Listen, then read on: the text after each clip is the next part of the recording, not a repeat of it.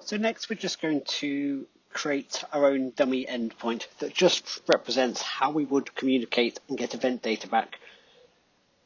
We're going to do this by dragging these 3 JSON files you can download from the documentation into our public directory. We can then change this endpoint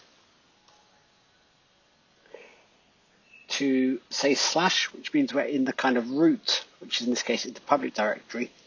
And we're just going to pull back the data from the event names.json endpoint. So this just means we're fetching the data from the public directory, which is exactly how we communicate with a real API. If we then click refresh here, we can see that the data being returned is a list of all of the event names. This is currently all well and good. We've got it showing in the console, but we actually want it to show in our app.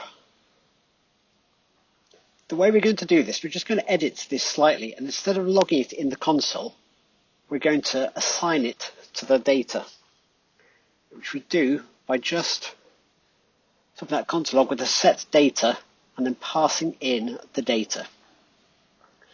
This now means that this state is now filled with the list of names.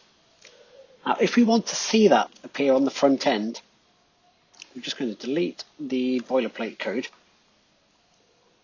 push enter, and as you see there's now nothing there. And we now want to map over the data to show the list of names. So we do that by opening a curly bracket, and then we type in data, which is us accessing this data variable, and then we want to map over it. So map we use with an array, and it just means we can access every item on the array. So what we'll do first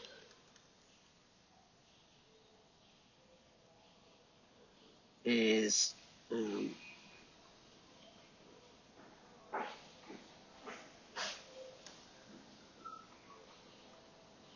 so to begin with, I've just made a really simple map over the data array.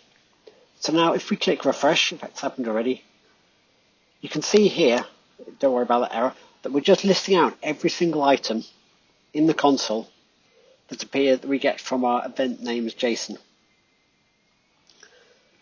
Now we don't actually want to display it in the console, we actually want to type it out in the code. So to do that, we need to return something. And then if we open a paragraph tag, inside that paragraph tag we can put the item. And now if I put, let's save that, refresh that.